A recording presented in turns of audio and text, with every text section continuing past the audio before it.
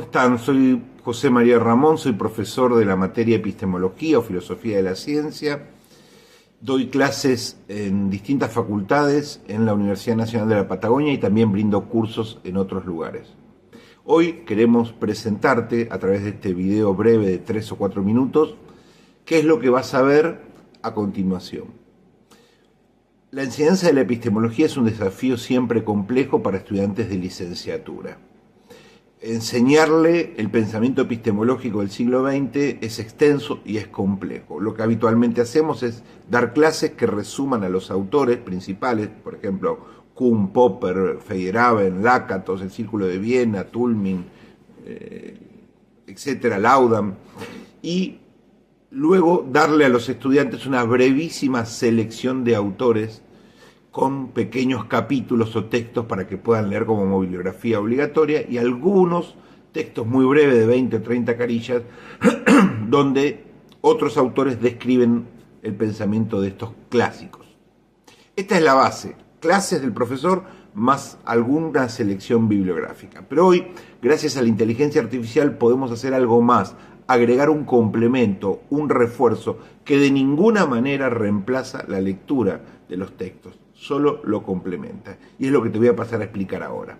Gracias a la inteligencia artificial podemos tomar los principales libros de cada uno de los autores, los 4 o 5 libros completos de Thomas Kuhn o de Feyerabend o de Popper, que son relevantes para este tema, y hacer síntesis en formato de audio y de podcast, que nos parece un formato liviano, entretenido, en el que en un breve lapso de 45 minutos a hora y media ofrecemos un audio resumen de uno de los libros de estos pensadores. Sumado todos estos audios en un paquete de 6 o 7 horas de audio, el estudiante universitario va a tener a disposición un formato liviano y atractivo donde se resume toda la obra del autor, lo que no podría ser abordado de otra manera porque requeriría leer miles de páginas.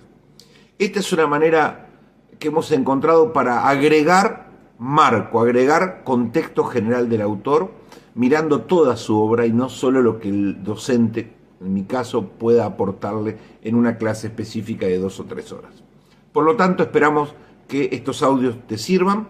Para hacerlo más nutritivo y más rico, le hemos agregado al audio video con imágenes del libro, del autor, con consignas, con palabras claves y otros insumos que podrás ir viendo como un complemento del audio que estás escuchando para hacerlo aún más rico. Esperamos te sirva este ciclo que hemos preparado con mucho esfuerzo y que, bueno, no estaba disponible en las redes y que creemos es un aporte original a la didáctica de la epistemología contemporánea. A disfrutarlo, a meternos en un marco mucho más amplio de los autores, a escuchar sus propuestas a lo largo del tiempo y siempre, siempre a leer y hacernos las preguntas claves de todo curso de epistemología. Chau, que la pasen bien y que lo disfruten. Bienvenidas y bienvenidos a esta nueva inmersión en las ideas. Hoy vamos a meternos con un texto fundamental que realmente marcó un antes y un después en cómo vemos la ciencia. Así es. Hoy toca analizar a fondo el capítulo 1 de Conocimiento Objetivo, un enfoque evolucionista, del gran Karl Popper. El capítulo se titula El conocimiento como conjetura, mi solución al problema de la inducción.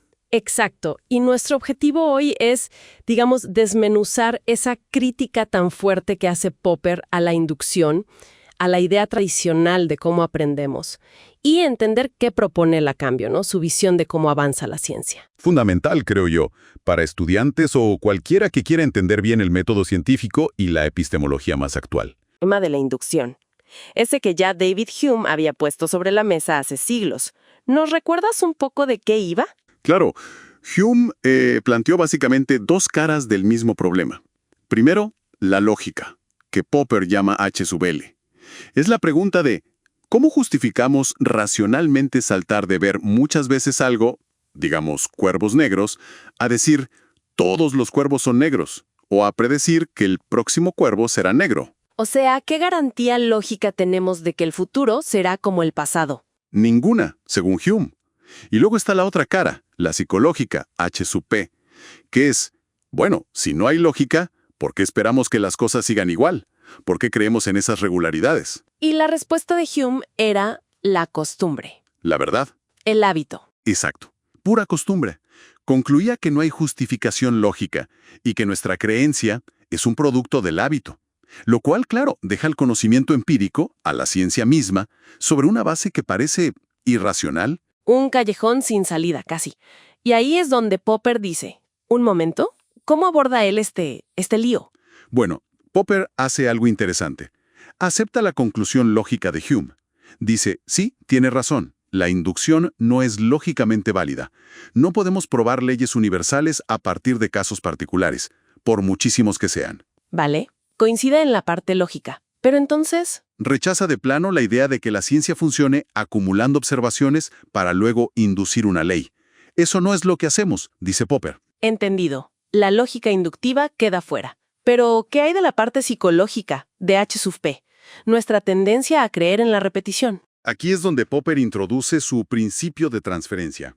Es un argumento bastante agudo.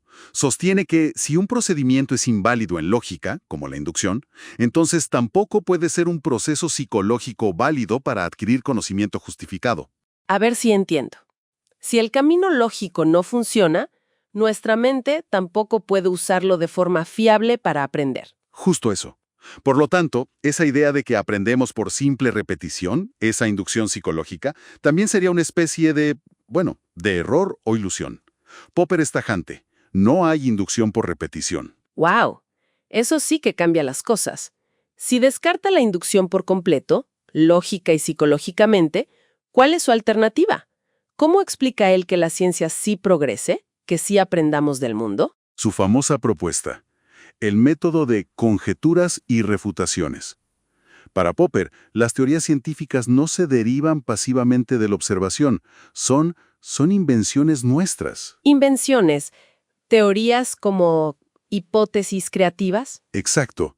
Son conjeturas audaces, suposiciones, hipótesis especulativas que nosotros proponemos activamente para intentar resolver problemas o explicar el mundo. Entiendo. No esperamos a que los datos nos digan la teoría, sino que proponemos una teoría y vemos qué pasa. ¿Y qué es lo que vemos? ¿Buscamos confirmarla? Ahí está el giro. No buscamos la confirmación. Buscamos la refutación. El método científico es, para Popper, un proceso constante de ensayo y eliminación de errores. Eliminar errores. O sea, intentar probar que nuestra propia teoría está mal. Precisamente. Lo crucial de una teoría científica no es si se puede verificar. Popper diría que las teorías universales nunca se verifican del todo, sino si es falsable. Falsable. ¿Qué significa exactamente? Significa que podemos imaginar, al menos en principio, alguna observación o experimento que si diera un resultado determinado, demostraría que la teoría es falsa. La ciencia progresa buscando activamente esos enunciados contrastadores, esas pruebas que podrían tumbar nuestras mejores ideas. ¿Qué enfoque tan diferente? Es poner a prueba constantemente lo que creemos saber. Pero, si nunca podemos estar seguros de que una teoría es la verdad y todas son potencialmente falsables, ¿cómo elegimos entre teorías rivales? Si tenemos dos que intentan explicar lo mismo. Muy buena pregunta. La elección se basa en la crítica racional y en la contrastación empírica. ¿Cómo? Pues preferimos, siempre de forma provisional, la teoría que cumpla ciertas condiciones. ¿Cómo cuáles? Primero, que tenga mayor contenido informativo, o sea, que explique más cosas, que sea más audaz en sus predicciones. Segundo, que haya sido sometida a tests más severos, a intentos de refutación más duros. Y tercero, claro, que haya sobrevivido a esos tests. Que haya resistido los intentos de derribarla. Exacto. A esa teoría la llamamos la mejor corroborada. Corroborada. Pero eso no significa que esté probada como verdadera, ¿cierto? Para nada. Corroborada es más bien una calificación de su desempeño hasta el momento. Significa que ha resistido la crítica y las pruebas mejor que sus rivales. Es la que mejor ha aguantado, la mejor contrastada. Pero sigue siendo una conjetura. Siempre. Entonces, para ir cerrando este capítulo, La gran sacudida de Popper aquí es que el conocimiento, sobre todo el científico, no es un edificio que construimos ladrillo a ladrillo con certezas inductivas, ¿no? Es más bien como lanzar redes al mar, las conjeturas, y luego hacer todo lo posible por encontrarles agujeros, por romperlas, la refutación. El conocimiento es, y siempre será, conjetural, hipotético. Es un cambio total de enfoque, de buscar justificar nuestras creencias a poner el énfasis en la crítica constante, de la verificación a la falsación. Justamente. Y claro, esto nos deja con varias preguntas picando, ¿no? Por ejemplo, si todo nuestro conocimiento es conjetural, ¿qué significa hablar de verdad objetiva? ¿Tiene sentido? Una pregunta central en Popper, sin duda.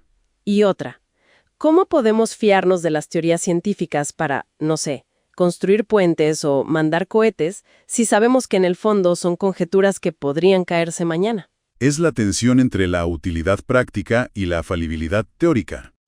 ¿Qué diferencia entonces a una buena conjetura científica, según Popper, de una simple especulación, de una idea loca sin más? ¿Dónde está el límite? Preguntas fundamentales, sí señor. Preguntas que invitan a seguir leyendo a Popper y a seguir pensando. Definitivamente.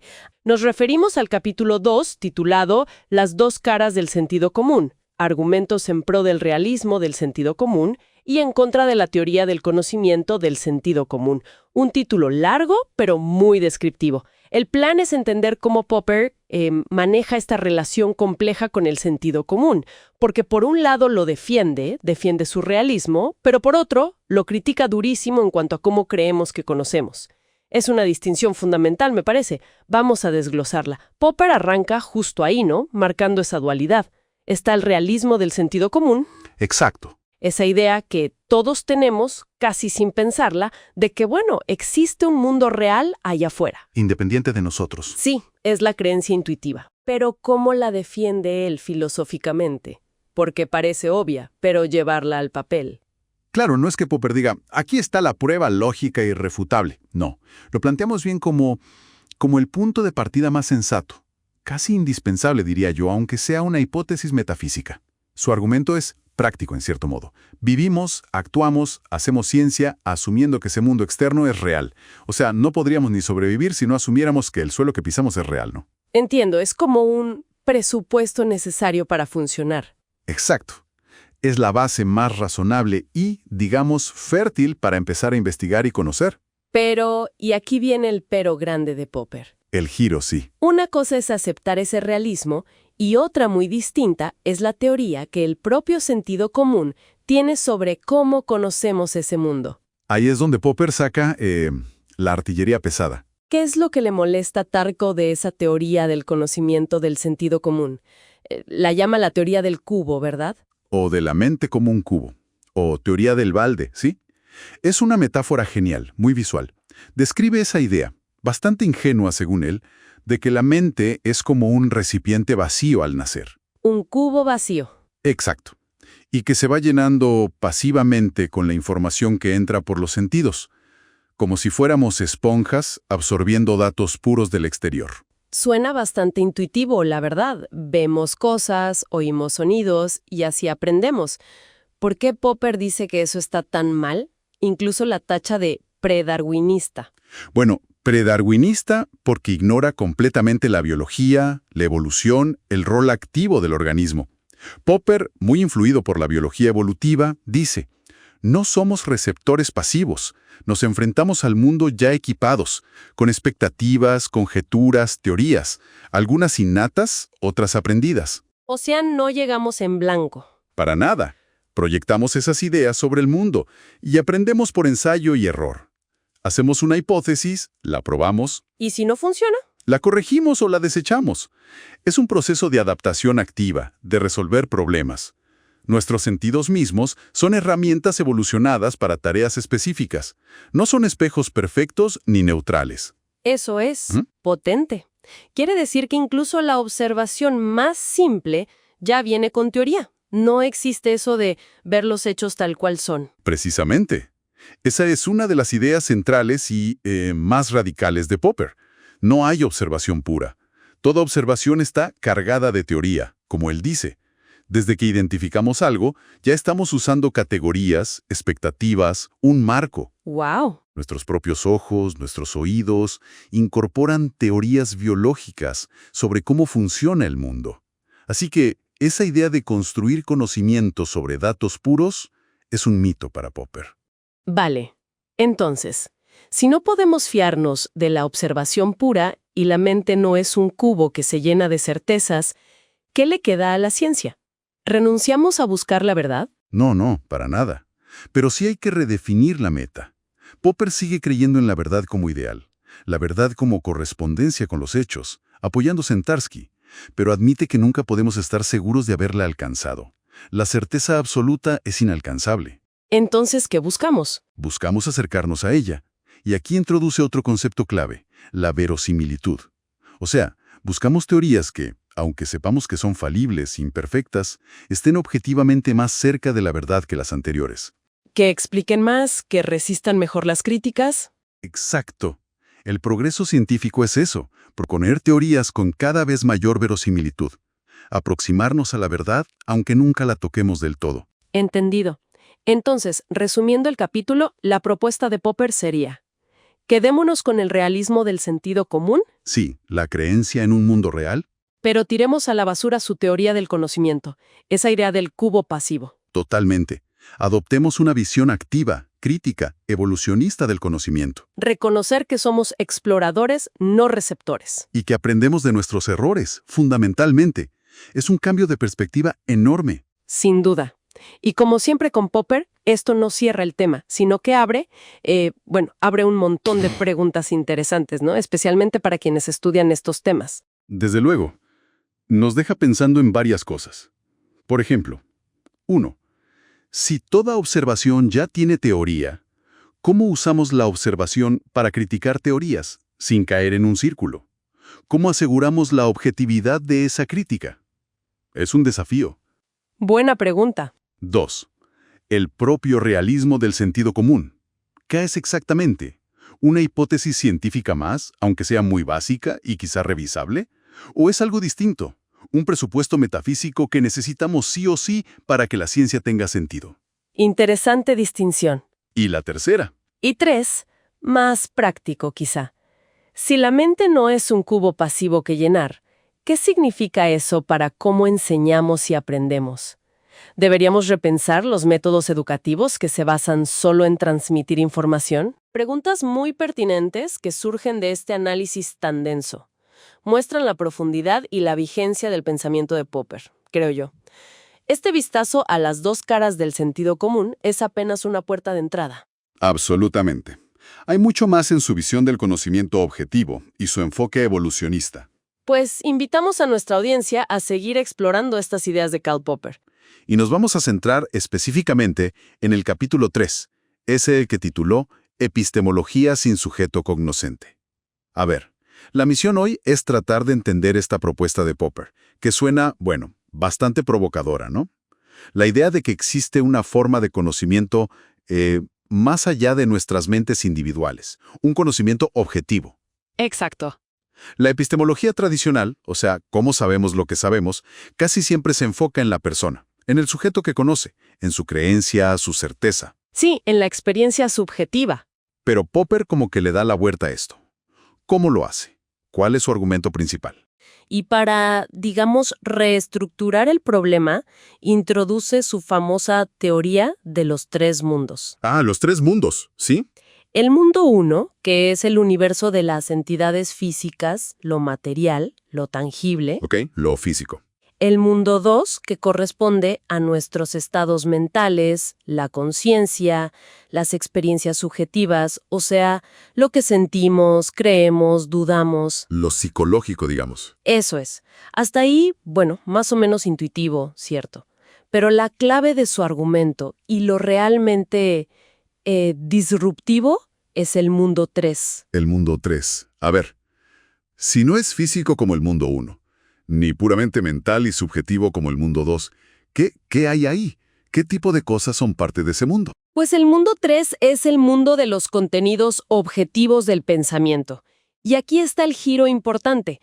No son los pensamientos como actos subjetivos, Eso sería mundo 2. Son los contenidos una vez que los expresamos, que los formulamos. Contenidos subjetivos. ¿Cómo qué, por ejemplo? Pues mira, hablamos de teorías científicas, de problemas matemáticos, argumentos lógicos, también los contenidos de los libros, de las bibliotecas, las sinfonías, incluso las instituciones sociales. Ah, entiendo. O sea, todo lo que producimos culturalmente e intelectualmente. Exacto.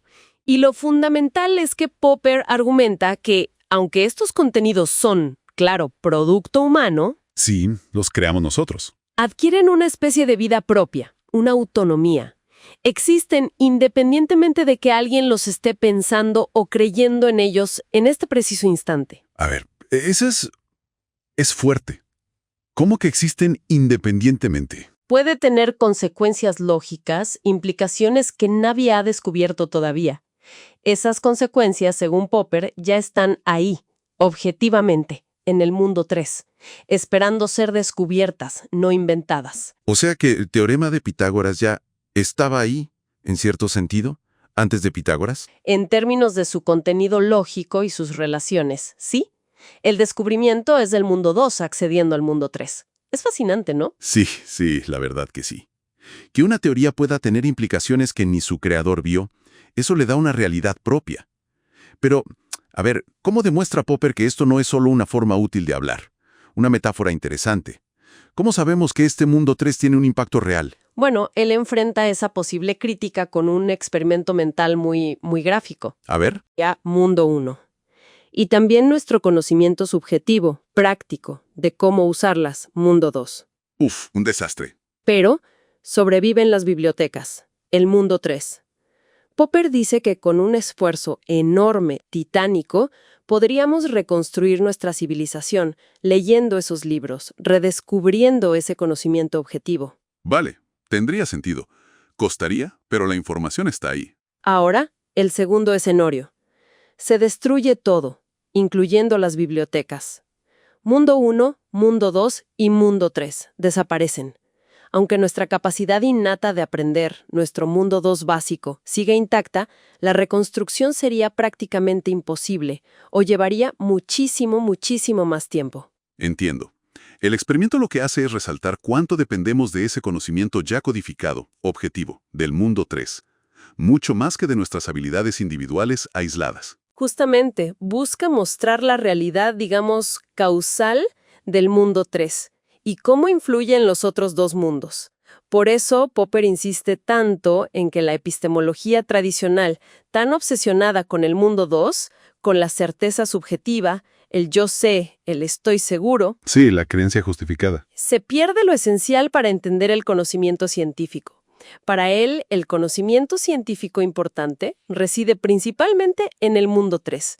Residen las teorías, los problemas, los argumentos que formulamos públicamente y que están ahí, listos para ser criticados objetivamente por cualquiera.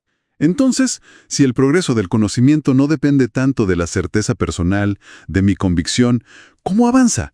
¿Cómo crece la ciencia, por ejemplo, desde esta mirada? Pues el foco se mueve. Se mueve de la mente del científico individual, del mundo 2, a las teorías mismas, a los problemas, a los argumentos, o sea, al mundo 3. El motor del progreso es la crítica racional. Es detectar y eliminar errores en esas teorías que proponemos.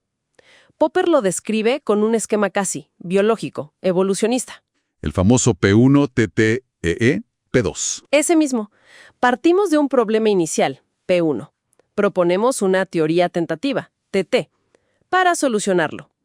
Luego, sometemos esa teoría a una rigurosa eliminación de errores, EE, a través de la crítica, la discusión, la experimentación. Y ahí es donde se ve si la teoría aguanta o no. Claro. Y este proceso de crítica nos lleva, idealmente, a un nuevo problema, P2, que suele ser más profundo, más interesante que el original. Y el ciclo vuelve a empezar. Cómo pasar de la Tierra plana a la esférica, luego al geocentrismo, luego al heliocentrismo con órbitas circulares, encontrar errores y llegar a las elípticas. Cada paso es resolver un problema y generar uno nuevo. Exactamente.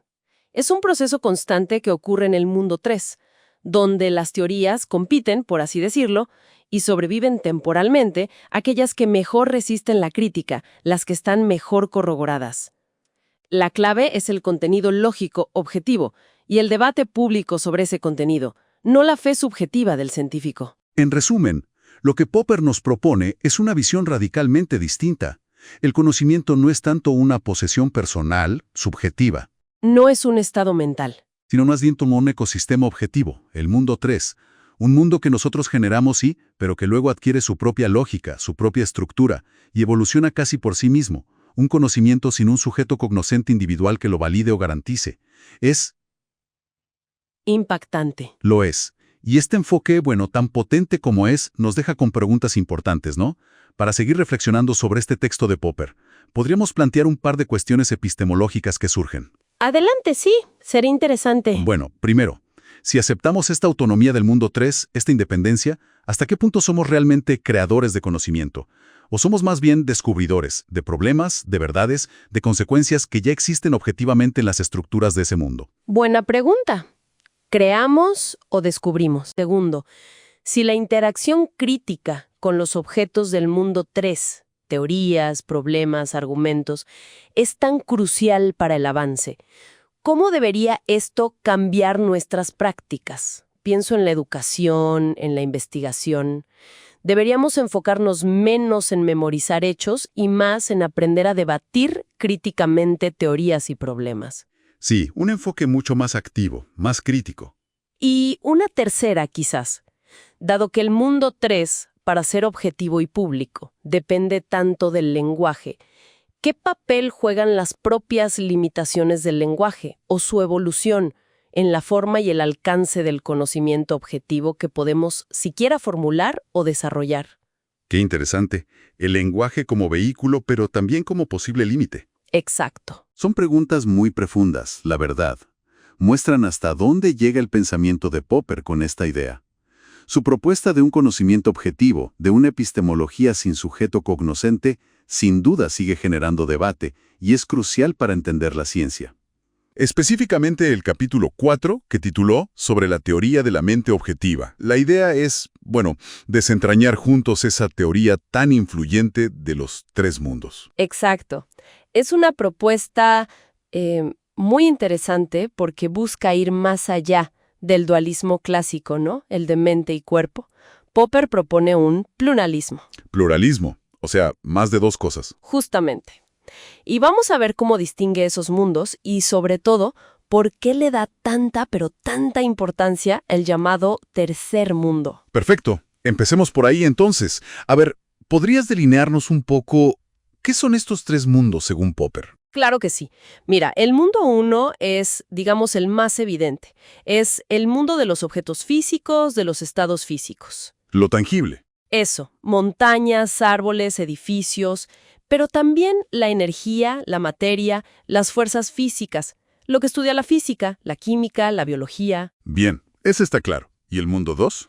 El mundo 2 corresponde al mundo de los estados mentales, o de conciencia, si prefieres. Ajá. Incluye nuestras experiencias subjetivas, los sentimientos, ¿sabes?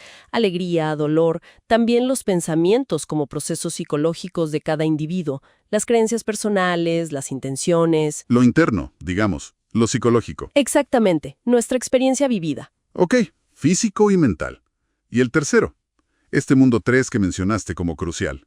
Ajá, aquí viene lo nuevo, lo más novedoso y quizás contraintuitivo de Popper. El mundo 3 es el mundo de los contenidos objetivos del pensamiento. A ver, contenidos objetivos. ¿Cómo es eso?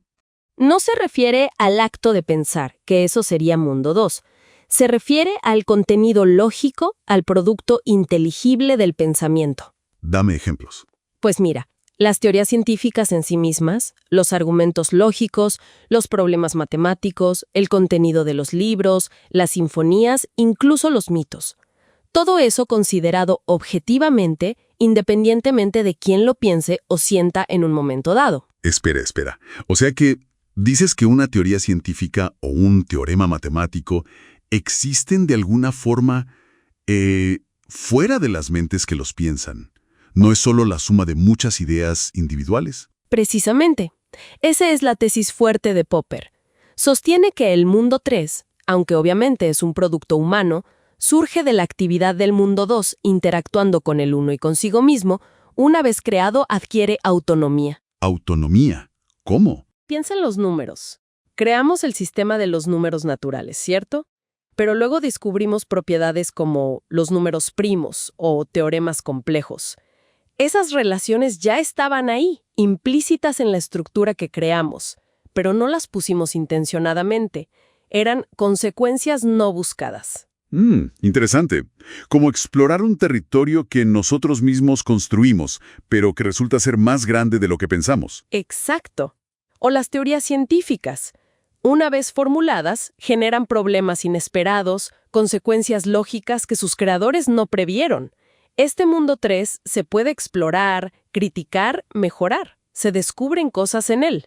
Fascinante. ¿Y cómo interactúan? Porque suena muy abstracto eso del mundo 3. ¿Cómo afecta, por ejemplo, al mundo físico, al mundo 1? La interacción es fundamental, pero es indirecta. El mundo 3 influye en el mundo 1 siempre a través del mundo 2. A ver, explícame eso. Una teoría científica, mundo 3, como la relatividad, tiene que ser comprendida, discutida, aplicada por mentes humanas, mundo 2. Claro. Y esa comprensión y la decisión de usarla llevan a acciones en el mundo físico, mundo 1. Por ejemplo, construir un GPS que necesita correcciones relativistas o diseñar un experimento en un acelerador de partículas. Entiendo. La mente, mundo 2, es el puente entre las ideas objetivas, mundo 3, y la realidad física, mundo 1. Exacto, y viceversa también. Un problema en el mundo físico, mundo 1, puede estimular la actividad mental, mundo 2, para buscar soluciones teóricas, mundo 3, o una nueva idea subjetiva, mundo 2, puede llevar a una nueva teoría, mundo 3. Y esto Popper lo aplica también para entender, no sé, la historia, el arte, ¿verdad? Con eso de la situación problemática. Correcto. Para Popper, si quieres entender por qué Newton formuló su teoría o por qué un general tomó cierta decisión en una batalla, no basta con intentar sentir lo que ellos sintieron, o sea, la empatía del mundo 2. Entonces, ¿qué hay que hacer? Lo clave es reconstruir la situación problemática objetiva, mundo 3, a la que se enfrentaban. ¿Qué problema específico intentaban resolver? ¿Qué conocimientos, teorías, herramientas conceptuales, estándares de la época, todo parte del mundo 3, tenían a su disposición? ¿Cuáles eran las críticas o alternativas que circulaban? Claro. Entender el contexto intelectual, por así decirlo. Exacto. Y aquí es donde entra su famoso esquema de la evolución del conocimiento. P1, TT, EE, P2. El ciclo de Popper. Eso es, partimos de un problema inicial P1. Proponemos una teoría tentativa TT. Luego viene la fase crucial, la eliminación de errores, EE. O sea, la crítica, la contrastación, buscar dónde falla la teoría. Ajá. Y eso idealmente nos lleva a una nueva situación, con nuevos problemas P2, a menudo más interesantes o profundos que los originales. Y el ciclo vuelve a empezar. Es un proceso de aprendizaje por ensayo y error, pero a nivel de las ideas objetivas del mundo 3. Entiendo. Es un modelo de cómo progresa el conocimiento de forma racional. Justamente. Entonces, resumiendo un poco todo esto, ¿cuál dirías que es la gran implicación de distinguir estos tres mundos? ¿Por qué es tan importante para Popper? Bueno, yo creo que lo fundamental es que le da una base sólida a la idea de conocimiento objetivo. Un conocimiento que va más allá de las creencias subjetivas o los estados mentales de las personas. Claro. Permite entender el progreso de la ciencia o incluso del arte o la ética como un proceso de descubrimiento y crítica dentro de este dominio autónomo, el mundo 3, que interactúa constantemente con nuestras mentes y con el mundo físico. Es un marco para analizar cómo evoluciona el saber de forma, racional y crítica. Queda muy claro. Tenemos entonces esta visión pluralista. Mundo 1 físico, mundo 2 mental subjetivo y el crucial mundo 3 de los contenidos objetivos del pensamiento, teorías, problemas, argumentos, que, ojo, aunque lo creamos nosotros, tiene su propia autonomía e influye en todo lo demás. Exacto. Y fíjate que esto nos deja con varias preguntas interesantes para seguir pensando, ¿no? A ver, plantea algunas. ¿Cuánto podemos realmente dirigir o controlar hacia dónde va el desarrollo del conocimiento o la tecnología? ¿O estamos más bien a merced de lo que descubrimos en él? Uf, buena pregunta. Pregunta. Otra. Segundo, ¿cómo cambia esto nuestra idea de la creatividad o del genio? ¿Es la persona creativa alguien que inventa algo totalmente nuevo desde cero? ¿O más bien un explorador especialmente hábil de este mundo 3, que descubre conexiones o territorios que ya estaban ahí, latentes? Creación versus descubrimiento en el mundo 3. Interesante. ¿Alguna más? Y tercero, pensando en la aplicación a la historia o las humanidades. Si nos centramos tanto en reconstruir la situación problemática objetiva del mundo 3, ¿no corremos el riesgo de minimizar un poco el papel de las pasiones, las irracionalidades, mundo 2, o las condiciones materiales y sociales brutas, mundo 1, que también influyen en las acciones humanas? ¿Cómo encontrar el equilibrio? Excelentes puntos para seguir reflexionando. Sin duda, las ideas de Popper sobre el conocimiento objetivo y esta trinidad de mundos son, bueno, muy estimulantes y tienen implicaciones profundas. Dan para mucho más análisis. Definitivamente. En particular, vamos a explorar el capítulo 5, que se titula El objeto de la ciencia. Queremos entender bien qué busca la ciencia según Popper. Un tema clave, yo creo, para la reflexión universitaria. Exacto. Popper se mete de lleno con una pregunta que, bueno, podría parecer simple. ¿Tiene la ciencia un objetivo? Y él defiende que sí, rotundamente. Y que no es un objetivo cualquiera, ¿no? Eso es. Sostiene que hay un objetivo claro, aunque definirlo bien es fundamental. Pues vamos a ello. Popper arranca diciendo que el objetivo principal es buscar explicaciones satisfactorias. Suena bien, pero ¿qué significa eso de satisfactoria? Pues se refiere a lo que llamamos la explicación causal.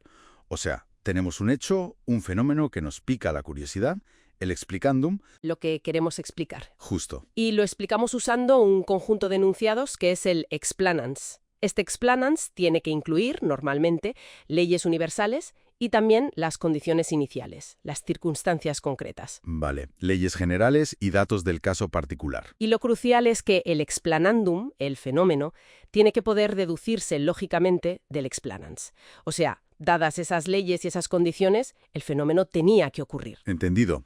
La explicación nos dice el porqué. Pero intuyo que no toda deducción lógica sirve. Dijiste satisfactoria.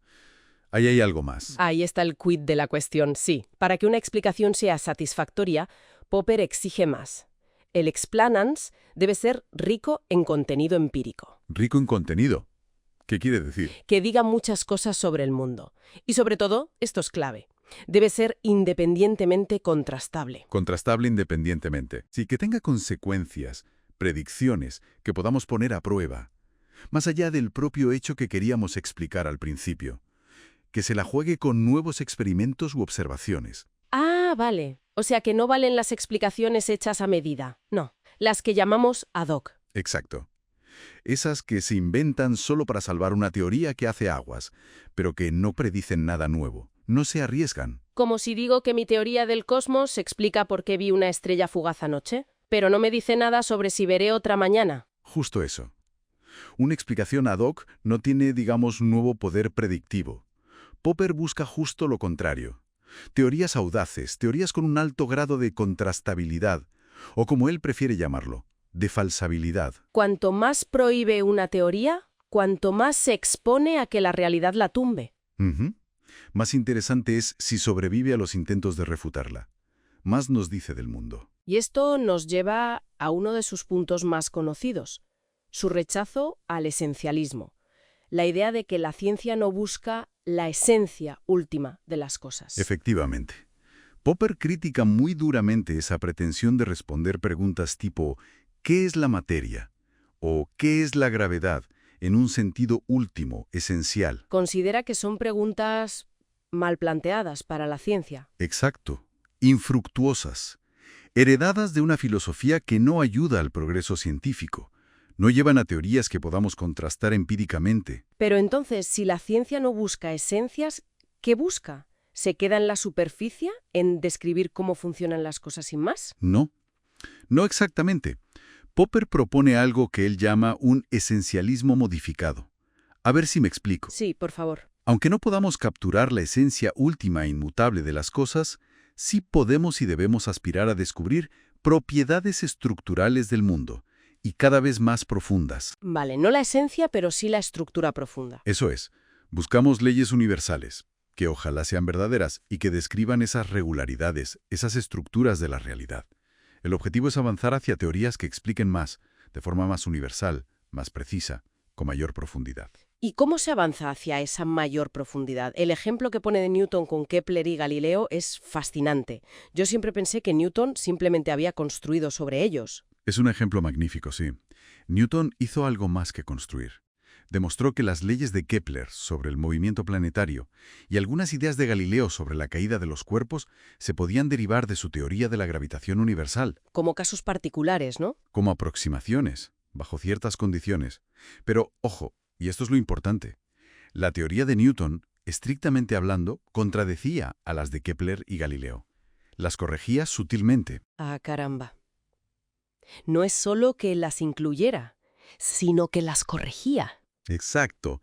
Explicaba por qué funcionaban tan bien en muchos casos, pero también mostraba sus límites, dónde fallaban.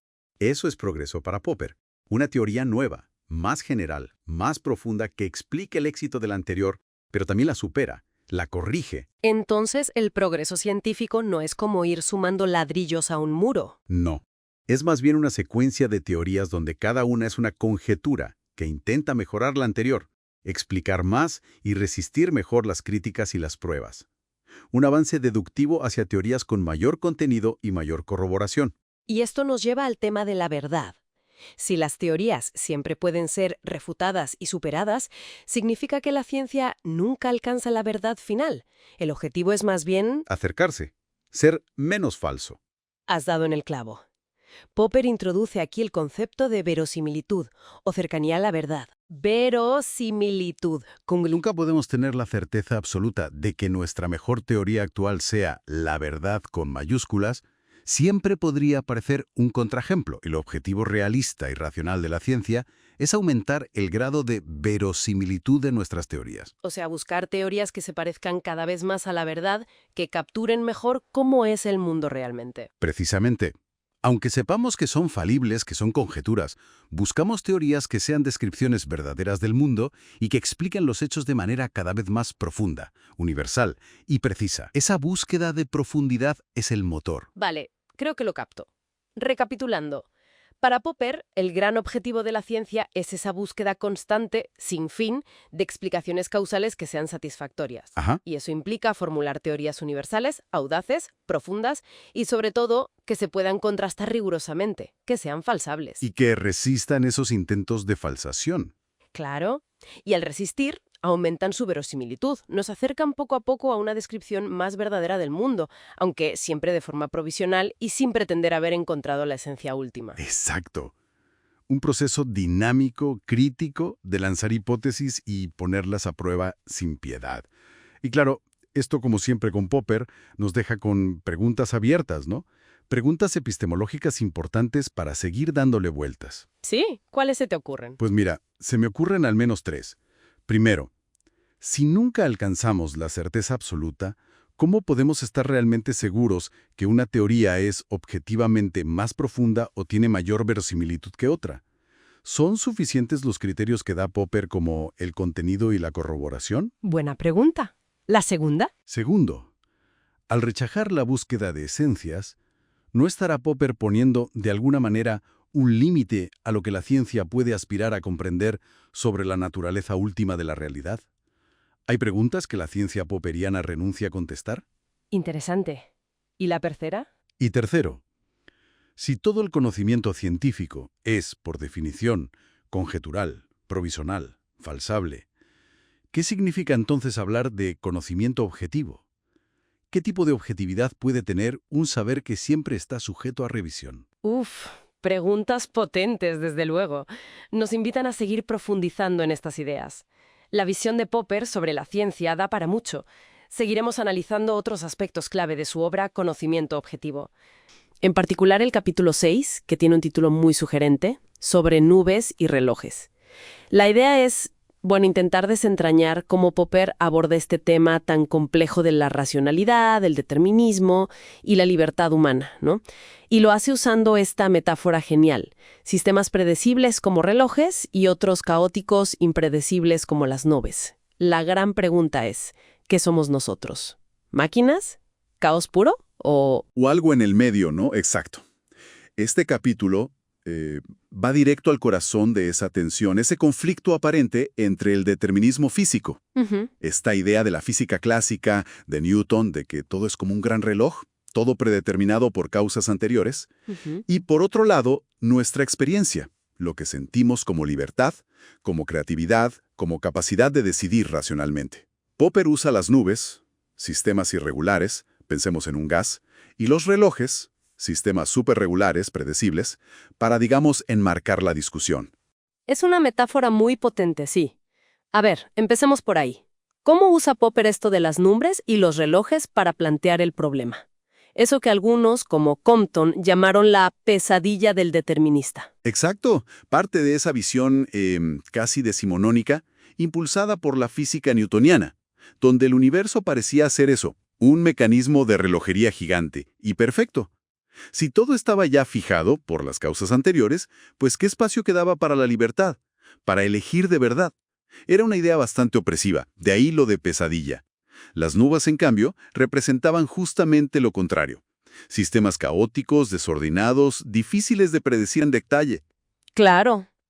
Pero bueno, llegó la física del siglo XX, la cuántica sobre todo, y como que sacudió un poco ese tablero determinista, ¿verdad? Totalmente. La mecánica cuántica, ya por los años 20, sugirió algo radical, que quizás el indeterminismo, o sea, el azar, eventos no estrictamente causados, era parte fundamental de la realidad física a nivel micro. Esto, claro, pareció abrir una puerta, una salida a ese determinismo tan férreo. Aunque, ojo, hay que decir que ya antes, filósofos como Charles Peirce, a finales del XIX, habían argumentado que el azar era real, no solo ignorancia nuestra, que no todo eran relojes perfectos. Ajá. Y aquí es donde para mí la cosa se pone más interesante todavía. Porque uno diría, perfecto, si hay azar, hay indeterminismo, entonces hay libertad. Pero Popper dice, no tan rápido. Exacto. Ese es un punto clave y muy agudo de Popper. Él argumenta que reemplazar el determinismo por el simple azar no nos da la libertad que valoramos. Piénsalo. Si tus decisiones fueran puramente aleatorias, como tirar un dado cuántico en tu cerebro, ¿sentirías que son tus decisiones? ¿Que eres responsable? Probablemente no. La libertad para Popper no es solo que no te obliguen las caderas del determinismo, implica también control, deliberación, actuar por razones, control racional. Entiendo. Entonces, si no somos ni relojes ni nubes de puro azar, ¿qué propone Popper? ¿Cómo explica esa capacidad de control, de racionalidad, en un universo que igual sí tiene algo de indeterminado? Bueno, aquí es donde entra su enfoque evolucionista, que es como la columna vertebral de mucho de su pensamiento tardío.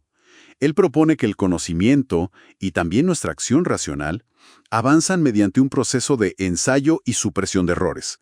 Seguro lo conocen, el esquema P1, TS, EE, P2. Sí, el famoso esquema. Problema inicial, soluciones tentativas. Eliminación de errores, y eso lleva a un problema nuevo, P2 generalmente más interesante.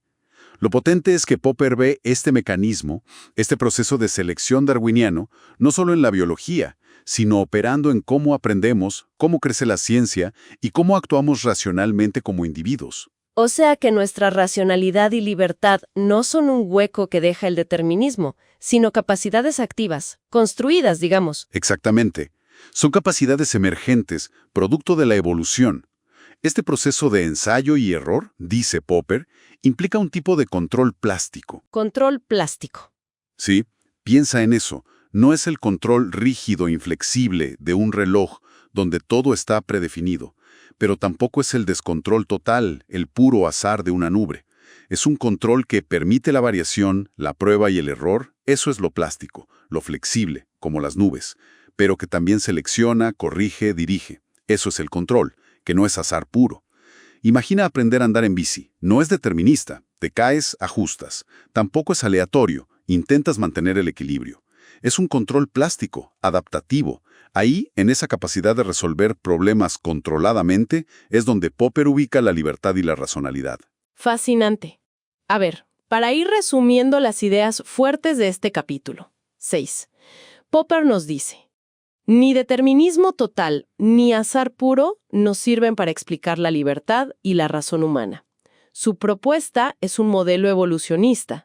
Resolvemos problemas probando y eliminando errores, bajo este control plástico. Exactamente. Es un intento muy interesante de reconciliar lo que nos dice la física, incluso con indeterminismo, con nuestra experiencia de ser agentes que piensan, deciden y crean, viendo estas capacidades como algo que emergió evolutivamente. Claro.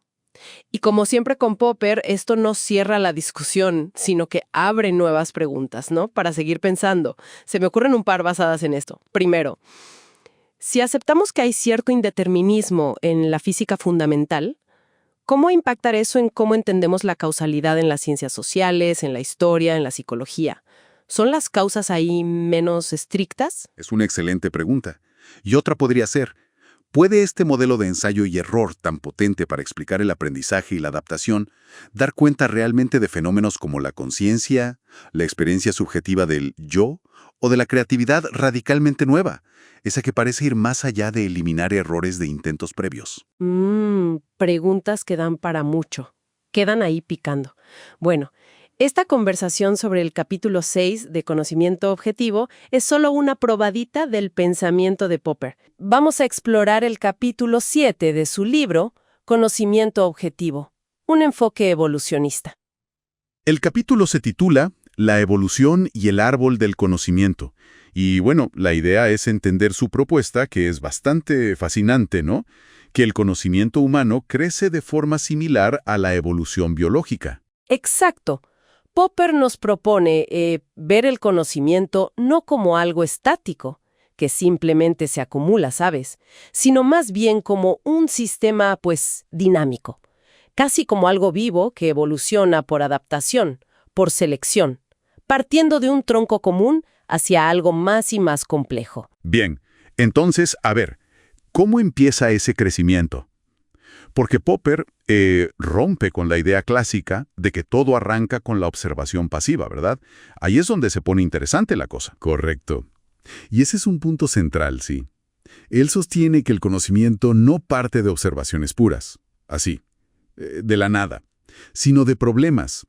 O sea, nos enfrentamos al mundo ya con ciertas expectativas, con teorías, digamos, inactas incluso a nivel biológico. Ajá.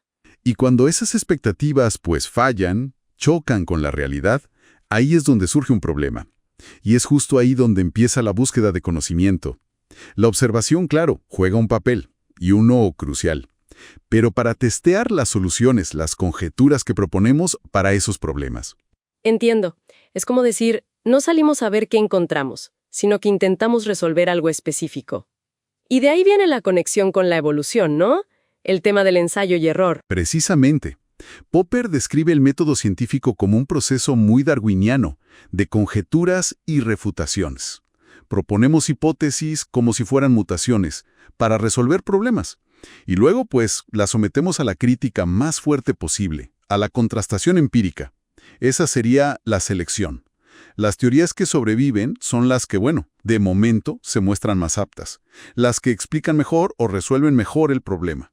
Pero ojo, nunca son definitivas. Siempre puede venir una teoría mejor y superarlas. Claro, y de ahí la metáfora del árbol del conocimiento, ¿no? Me imagino como un tronco inicial, unas raíces. Sí, Popper usa esa imagen para ilustrar cómo el conocimiento, que quizás partió de raíces comunes, de problemas básicos de supervivencia, se ha ido ramificando. Cada rama sería un área del saber que se especializa, que desarrolla sus propios problemas, sus herramientas. Piensa en la física, la biología, las humanidades, todas partiendo de preguntas fundamentales y evolucionando hacia estructuras cada vez más complejas, más diversas. Aunque Popper también menciona, citando a Spencer, que existe una tendencia hacia la integración, hacia la unificación, como pasó con Newton, por ejemplo. Entendido. Es una forma muy potente de ver cómo avanza la ciencia, y quizás todo el saber humano. O sea, no buscando una verdad absoluta, final, sino siempre la mejor explicación que tenemos disponible, y siempre abierta a que la revisemos. En esencia, sí. La propuesta de Popper en este capítulo es esa. El conocimiento objetivo evoluciona de manera análoga a la vida misma. Enfrenta problemas, propone soluciones tentativas y, fundamentalmente, elimina errores mediante la crítica. Es un proceso constante de adaptación al entorno, que en este caso es el entorno de los problemas y la evidencia. Fascinante, la verdad. Y nos deja pensando en muchas cosas. Ciertamente. Invita a reflexionar sobre varias cuestiones epistemológicas importantes. Por ejemplo, primero, si el conocimiento evoluciona así, por ensayo y error, y nuestras mejores teorías son solo provisionales, ¿qué implicaciones tiene eso para nuestra confianza en las verdades científicas actuales? ¿Cómo entendemos la certeza? Buena pregunta. Segundo, ¿podríamos aplicar este modelo evolucionista, de conjeturas y refutaciones, a otras áreas fuera de la ciencia? Pienso en el arte, la ética, la política. ¿Cómo funcionaría ahí la eliminación de errores?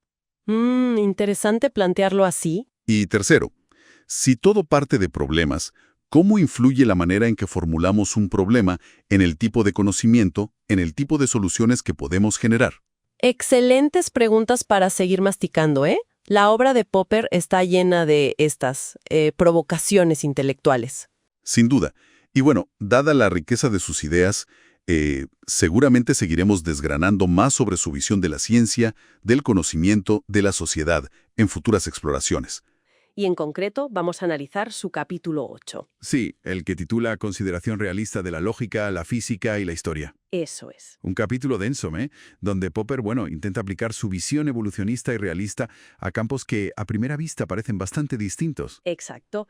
La idea es desgranar un poco cómo ve él la relación entre nuestras teorías y la realidad, y cómo evoluciona todo eso. A ver, vamos al lío. Venga. Para empezar, Popper siempre insiste en su distinción clave, conocimiento subjetivo, o sea, lo que creemos cada uno, frente al conocimiento objetivo. Y este último lo sitúa en su famoso Mundo 3. ¿Nos recuerdas un poco qué es eso? Suena un poco abstracto. Bueno, no tanto. Mira, el mundo 3 para Popper es el universo de los productos de la mente humana. Piensa en teorías científicas, argumentos, problemas matemáticos, incluso obras de arte o instituciones. Vale. Él sostiene que una vez que creamos y formulamos estas cosas, en libros, artículos, lo que sea, adquieren una especie de existencia propia, objetiva. Independiente de nosotros. Eso es.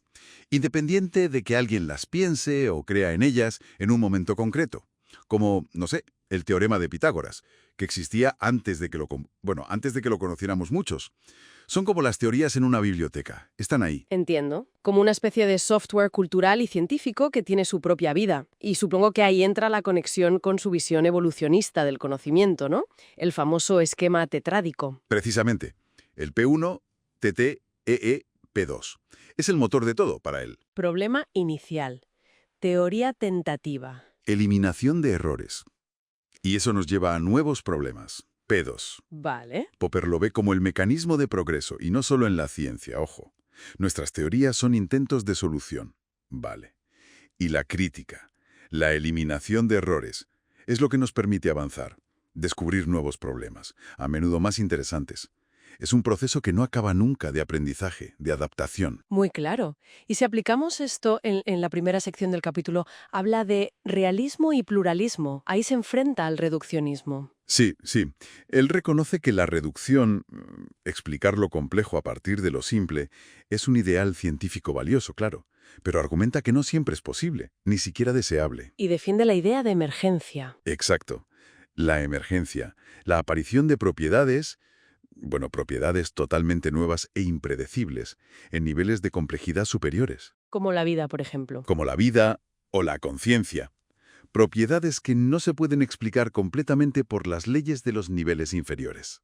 O sea, la física no lo explica todo en biología, por mucho que la biología se base en ella. Defiende un universo, digamos, pluralista, con distintos niveles. Interesante. Muy interesante. Y esto se pone aún mejor cuando lo lleva a la historia en la sección 2, ¿no? Pluralismo y emergencia en la historia. Totalmente. Ahí Popper rechaza de plano el determinismo histórico, la idea de que hay leyes que dictan el futuro.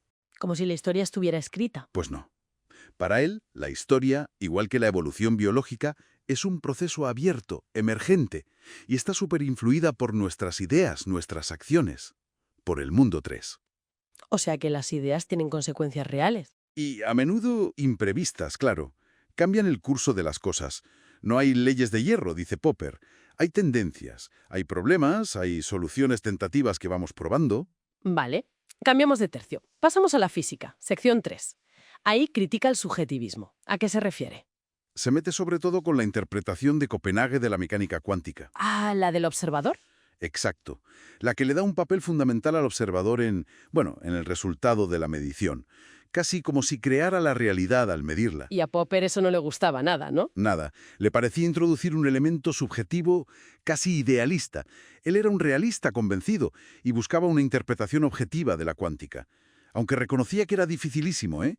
Quería una teoría sobre el mundo, no sobre nuestro conocimiento del mundo. Entiendo. Y esta defensa del realismo llega hasta el final, hasta la lógica misma, en la sección 4, realismo en lógica. Correcto.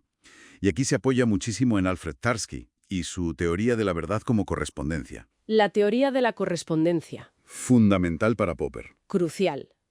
Le permite decir con sentido que nuestras teorías aspiran a ser verdaderas, es decir, a corresponder con los hechos, con la realidad. ¿Nos refrescas el ejemplo clásico de Tarski? Parece muy simple, pero tiene su miga. Sí, es casi tautológico, pero es potente. El ejemplo típico es, el enunciado en castellano, la nieve es blanca, es verdadero si y solo si la nieve es blanca. Lo clave es la distinción que hace Tarski entre el lenguaje objeto, aquello de lo que hablamos, la nieve, y el metalenguaje, el lenguaje que usamos para hablar sobre la verdad del enunciado. Para Popper, esto rescata la idea intuitiva de verdad, le da rigor y fundamenta el objetivo de la ciencia, buscar teorías que describan la realidad, aunque nunca tengamos la certeza absoluta de haberla encontrado claro. Entonces, si juntamos todo esto, mundo 3, evolución del conocimiento, emergencia, realismo en historia, física, lógica, ¿cuál es la visión de conjunto que nos deja Popper en este capítulo? Pues nos ofrece una imagen, yo diría, coherente y bastante potente. El conocimiento es una empresa humana. Somos falibles. Nuestras teorías son conjeturas, sí, pero estamos orientados hacia una verdad objetiva. Una verdad que existe ahí fuera, independiente de nosotros. Y progresamos evolutivamente. Exacto, eliminando errores. Y el universo, incluyendo la historia y nuestras propias ideas, es un lugar donde constantemente emergen cosas nuevas, impredecibles. Nuestras creaciones intelectuales, el mundo 3, no son solo reflejos pasivos, sino que tienen un papel activo, conforman nuestra realidad y cómo la entendemos. Desde luego. Un capítulo que da mucho que pensar y nos deja con algunas preguntas epistemológicas importantes flotando, ¿verdad? Sin duda. Por ejemplo, yo me preguntaba, 1. Si aceptamos la emergencia, ¿cómo sabemos realmente cuándo algo es genuinamente emergente? ¿Y cuándo es que simplemente todavía no sabemos cómo reducirlo? ¿Hay límites claros para la reducción científica? Buena pregunta, ¿sí? Y 2. ¿Qué métodos podríamos usar para estudiar el impacto causal real de las ideas, del mundo 3, en la historia o la sociedad? Más allá de simplemente interpretar, ¿cómo medir ese impacto? Complicado. Y una tercera, sobre Tarski. Su teoría define qué es la verdad, ¿vale? Pero en la práctica nos ayuda a decidir si una teoría científica compleja, como la relatividad o la propia evolución, es verdadera. ¿O solo nos dice que es la mejor explicación que tenemos por ahora? Son justo el tipo de cuestiones que la filosofía de Popper nos obliga a plantearnos.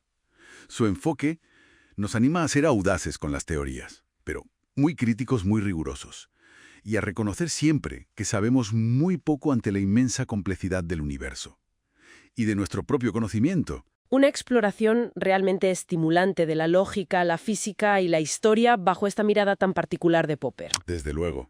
Queda muchísimo más por explorar en Conocimiento Objetivo y en toda la obra de Popper. Da mucho que pensar. El capítulo 9. Comentarios filosóficos en torno a la teoría de la verdad de Tarski. Vamos a ver cómo Popper dialoga con Alfred Tarski para responder a esa pregunta, tan básica y tan compleja. ¿Qué quiere decir que algo sea verdadero? Así que preparémonos para explorar conceptos como verdad, lenguaje y el objetivo mismo de la ciencia. Bueno, para empezar, recordemos el punto de partida de Popper, ¿no? Su defensa constante de que la ciencia busca la verdad objetiva. El mismo cuente que encontrarse con las ideas de Tarski, allá por 1934, fue como una confirmación.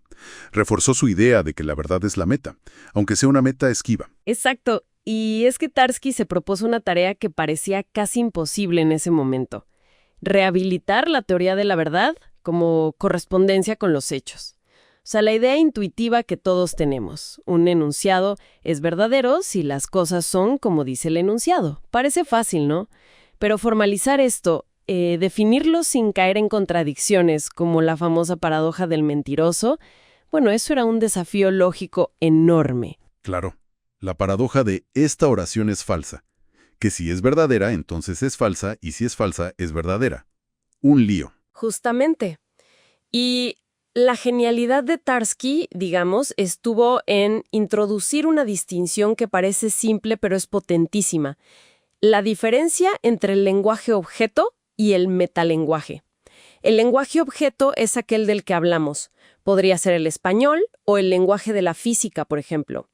Y el metalenguaje es el que usamos para hablar de ese lenguaje objeto. Y crucialmente, este metalenguaje debe ser más rico, más expresivo. Entiendo. Es como necesitar un lenguaje superior para analizar otro lenguaje sin enredarse. Eso es. Tarski se enfocó primero en lenguajes formalizados, muy estructurados, para poder hacer esto con rigor. Y esto es importante para ver dónde funciona bien su teoría y dónde puede haber limitaciones. Y con esa herramienta, ¿cómo se formula la verdad? Popper pone un ejemplo, ¿verdad? Algo con queso verde. Sí, es un ejemplo muy gráfico. Usa una frase en alemán, que sería el lenguaje objeto: Der Mond besteht aus grünem Käse. Este enunciado es verdadero si y solo si la luna está hecha de queso verde. Y esta última parte, la luna está hecha de queso verde, la decimos en nuestro metalenguaje, que aquí es el español. Así se establece esa relación. La expresión en un lenguaje corresponde a un estado de cosas en el mundo descrito desde el metalenguaje. Vale, queda clara la definición. Pero, y aquí viene lo interesante para Popper, creo. Esto nos dice qué es la verdad, pero no cómo saber si algo es verdad. Exactamente, ese es el quid de la cuestión para la filosofía de la ciencia de Popper. La teoría de Tarski nos da una definición coherente de verdad, la verdad como correspondencia. Pero, y esto Popper lo subraya muchísimo, no nos da un criterio de verdad. O sea, no nos da un método universal, una prueba infalible para decidir este enunciado X es verdadero. Son dos cosas distintas: saber qué significa ser verdadero y tener una forma segura de reconocer la verdad cuando la vemos. Ahí está. Y eso es lo que le permite a Popper, como cuadrar el círculo, ¿no? Por un lado puede ser realista.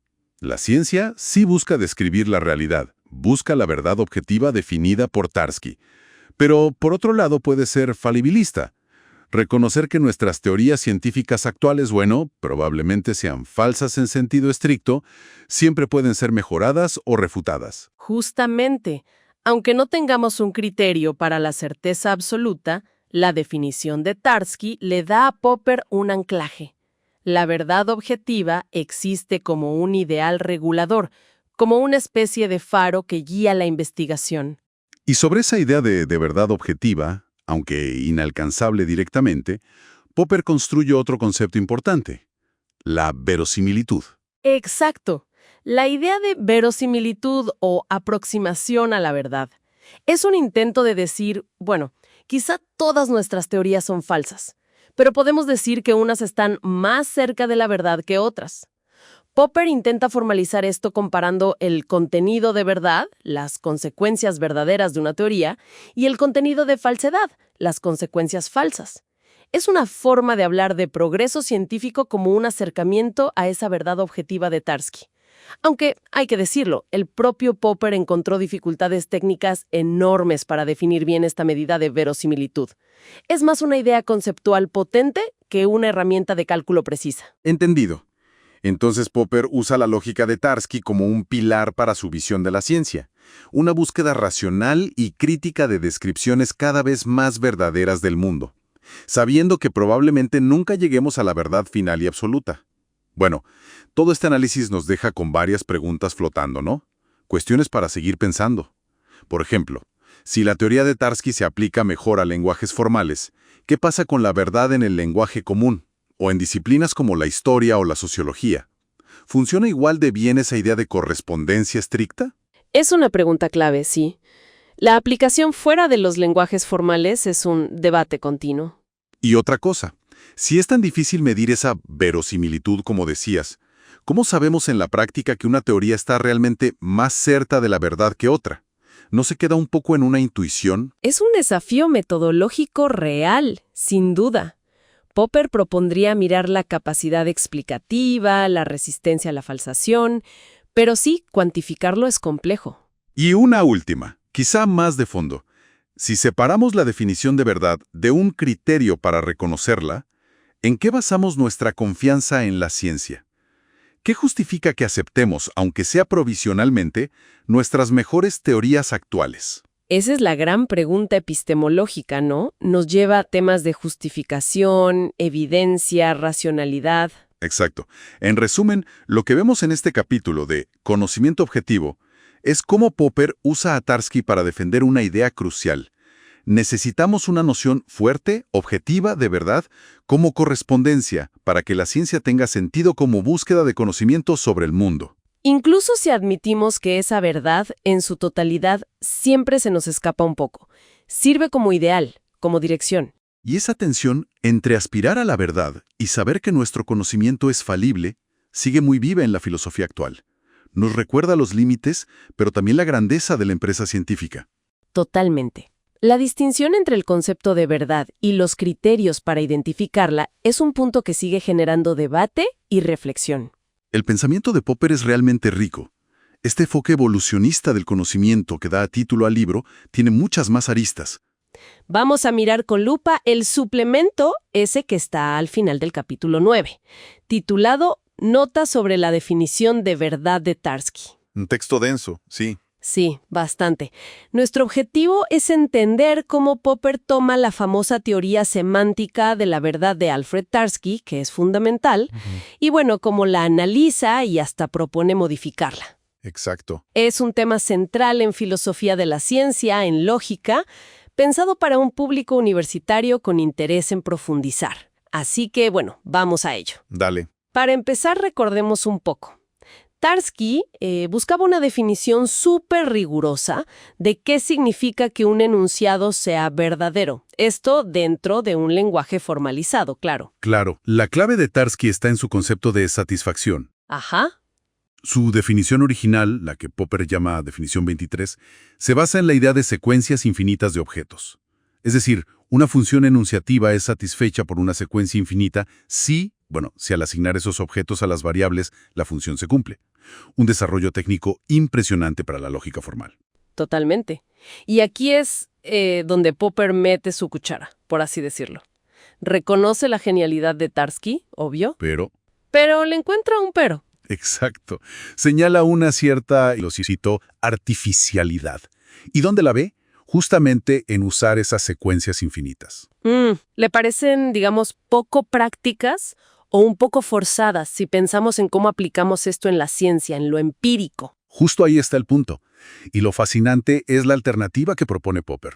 Su movida es centrarse en secuencias finitas. ¿Finitas? ¿Cómo funciona eso? Bueno, no es tan simple como decir usemos finitas y ya. Introduce una condición. La secuencia finita, llamémosla F, tiene que ser adecuada para el enunciado X. Un momento, para que quede claro, ¿qué es exactamente que una secuencia sea adecuada? ¿Qué significa? Buena pregunta. Es clave. Adecuada, según la definición que da Popper, la 22A, significa que esa secuencia finita tiene que tener por lo menos tantos elementos como variables libres distintas tenga el enunciado. O sea, si tu fórmula tiene las variables y z libres, tu secuencia finita necesita al menos 2 objetos para asignarles valor. Es asegurarse de que tienes material suficiente para evaluar ese enunciado en particular. Entiendo. Como tener todos los ingredientes necesarios para una receta específica. Vale. Y una vez que tenemos esa secuencia finita y adecuada, Pues a partir de ahí, Popper redefine el concepto de satisfacción. Lo hace usando solo estas secuencias finitas adecuadas. Es su definición 22b. Y con esta nueva base, construye su propia definición de enunciado verdadero, la que llama definición 23+, que ya no necesita para nada las secuencias infinitas. o sea, redefine la satisfacción para poder usar finito y luego define verdad con esa nueva satisfacción. Exactamente. Por ejemplo, diría que un enunciado universal es verdadero si toda secuencia finita que sea adecuada para su matriz la satisface. Se evita el salto al infinito actual. Qué interesante movida técnica. Pero, ¿cuál es el objetivo final de todo esto? ¿Popper dice que busca algo más natural? ¿Es solo una cuestión de gustos, de estilo, o hay algo más de fondo al preferir lo finito? Popper parece querer una definición de verdad que, manteniendo el rigor de Tarski, conecte mejor con nuestra intuición, o quizás con la práctica científica real, donde normalmente tratamos con un número finito de variables, de parámetros. Tal vez busca que el puente entre la lógica pura y su aplicación sea un poco más directo, menos abstracto en ese punto. Entendido. Se plantea entonces una tensión, ¿no?, entre la elegancia formal del infinito de Tarski y una posible mayor aplicabilidad o intuición de lo finito que busca Popper. Exacto. Esa es una buena forma de verlo. Entonces, para resumir un poco las ideas centrales, Tarski nos da una herramienta potentísima, formal, para definir la verdad. Usa satisfacción y secuencias infinitas. Correcto. Y Popper, que admira esa base, sugiere una adaptación. Propone usar secuencias finitas, pero con ese requisito clave de adecuación. Busca mantener el rigor, pero quizá ganar en naturalidad o en conexión con cómo evaluamos enunciados en la práctica, definiendo satisfacción a través de estas secuencias finitas adecuadas. Queda más claro. Y fíjate que esta discusión, que parece muy técnica, sobre finito versus infinito, nos abre la puerta a preguntas epistemológicas más amplias, muy relevantes para quienes estudian estos temas. A ver, ¿cuáles serían? Pues podríamos plantearnos, por ejemplo, primero, ¿hasta qué punto una definición tan formal de verdad, sea la de Tarski o la modificación de Popper, realmente captura nuestra comprensión intuitiva cotidiana de lo que es verdadero? ¿O siempre queda algo fuera? Buena pregunta. Segundo, ¿cambia algo en la práctica? Es decir, elegir entre secuencias finitas o infinitas tiene consecuencias reales cuando usamos la lógica para analizar teorías científicas o incluso nuestro lenguaje de todos los días. Claro, impacta en la aplicación. Y una tercera, quizá. Si definimos la verdad de forma tan precisa, pero dentro de un sistema formal, ¿cómo hacemos para conectar eso con la verdad o falsedad de las afirmaciones que hacemos fuera de esos sistemas, en la ciencia o en la vida diaria, que suelen ser mucho menos formales? Preguntas potentes, sin duda. Nos dejan pensando. Definitivamente. Y bueno, esta nota sobre Tarski es solo una pequeña muestra de las ideas que Popper despliega en Conocimiento Objetivo. Su visión evolucionista del conocimiento es mucho más amplia. Muchísimo más. Hoy nos sumergimos en un texto, yo diría, fundamental de la filosofía de la ciencia. Sí, uno clave. Es el apéndice del libro Conocimiento Objetivo, un enfoque evolucionista, de Karl Popper. El apéndice se titula El cubo y el reflector, dos teorías acerca del conocimiento. Exacto. Nuestra idea es desgranar un poco las ideas de Popper sobre cómo conocemos, ¿no? Porque él presenta dos modelos que son totalmente opuestos. Es un texto, denso, pero creo que es crucial para entender la epistemología actual. Efectivamente. Y es que Popper critica una visión muy arraigada, casi de sentido común, ¿verdad? La que él llama la teoría de la mente como un cubo. Un cubo. Sí. Imagínate la mente como un recipiente, un cubo vacío, al nacer, y que se va llenando pues con lo que percibimos, con los datos de los sentidos que vienen de fuera. Ah, vale. La idea esta que viene del empirismo, ¿no? Del Locke, Bacon. Justo, esa tradición. Que la experiencia sensorial es la base de todo. Según esta visión del cubo, pues conocer es básicamente ir acumulando percepciones y luego, ordenarlas. Entiendo. O sea, la idea sería, primero necesitamos las experiencias puras, los datos brutos, y solo después la mente los organiza. Crea ideas, teorías. Eso es. Como si dijéramos primero los ladrillos, los datos, y luego ya construimos la casa, la teoría. Suena bastante intuitivo, la verdad. Suena intuitivo, sí, pero Popper dice que es un mito. Sostiene que la observación nunca es pasiva, nunca es pura. Nunca. No podemos simplemente abrir los ojos y, ¡hala!, a recibir datos sin filtro. Siempre observamos desde un punto de vista, con intereses, con problemas, con expectativas que ya tenemos. Es imposible observar sin más. Claro. Y aquí es donde él introduce su alternativa, la que llama la teoría del reflector. El reflector. A ver, ¿en qué sentido? Pues en el sentido de que nuestra mente no es un cubo pasivo que solo almacena. Es más bien un foco, ¿sabes? Un reflector activo. Ajá. Proyectamos nuestras ideas, nuestras hipótesis, nuestras expectativas sobre el mundo, para iluminar ciertas partes. Buscamos cosas concretas, guiados por lo que ya pensamos o por las preguntas que nos hacemos. La mente selecciona, interpreta, no solo registra. Ah, o sea que no somos como esponjas absorbiendo sin más. Somos más bien como detectives buscando pistas específicas, ¿no? Exacto. Muy buena analogía. No empezamos de cero, sino que ya tenemos una sospecha, una teoría, aunque sea muy básica. Precisamente. Popper habla mucho del horizonte de expectativas. Dice que todo organismo, y en particular los humanos y los científicos, claro, nos enfrentamos al mundo con ciertas expectativas, ya sean innatas o aprendidas. Y esas expectativas guían lo que vemos o buscamos. Eso es, guían nuestra interacción con la realidad. Así que la observación no es el punto de partida de la ciencia, como pensaba el empirismo del cubo. Es más bien una herramienta. ¿Una herramienta para qué? Pues para poner a prueba esas expectativas, esas teorías que teníamos al principio. Observamos para ver si nuestras ideas aguantan el choque con la realidad, para corregir nuestros errores. La observación es relevante si nos ayuda a refutar o corregir lo que esperábamos. Entonces, esto cambia bastante la idea que solemos tener del método científico, ¿no? Si no empezamos observando de forma neutra. Lo cambia todo, sí. Para Popper, la ciencia no arranca de la observación para luego, por inducción, sacar leyes generales. Empieza con problemas. ¿Problemas? Sí, situaciones donde nuestras expectativas, nuestras teorías, chocan con lo que observamos. Algo no encaja. Y frente a ese problema, ¿qué hacemos? Proponemos soluciones tentativas, hipótesis, teorías. Vale, ¿proponemos una idea? Y lo crucial, fíjate, no es salir a buscar datos que confirmen nuestra hipótesis. Sí, no. Intentar cargársela, ¿Verdad? buscarle el fallo. Justo eso. Someterla a la crítica más dura posible. Intentar refutarla con experimentos, con observaciones. Eso es lo que Popper llama falsabilidad. La famosa falsabilidad. Exacto. Una teoría es científica si se arriesga, si dice cosas concretas que podrían resultar falsas. Cuantas más cosas prohíbe una teoría, o sea, cuantas más cosas dice que no pueden pasar, más nos dice sobre el mundo y más científica es. Porque es más fácil intentar pillarla en un renuncio, ¿sabes? Contrastarla. Claro. Y Popper conecta esto con la tradición crítica que viene de los griegos, cuestionar las explicaciones dadas. También redefine lo que es una explicación científica. Explicar algo es poder deducirlo lógicamente a partir de leyes generales y condiciones iniciales. El explanans, que son las leyes y condiciones, explica el explanandum, el fenómeno. Fascinante, la verdad. Nos hace ver el conocimiento de otra manera. No como una colección de certezas acumuladas, sino como una aventura activa, crítica. Un proceso de ensayo y error constante. Sí, avanzamos al darnos cuenta de nuestros errores y corregirlos. El conocimiento siempre es provisional, una conjetura, nunca algo definitivo. Pero esto plantea preguntas, ¿no?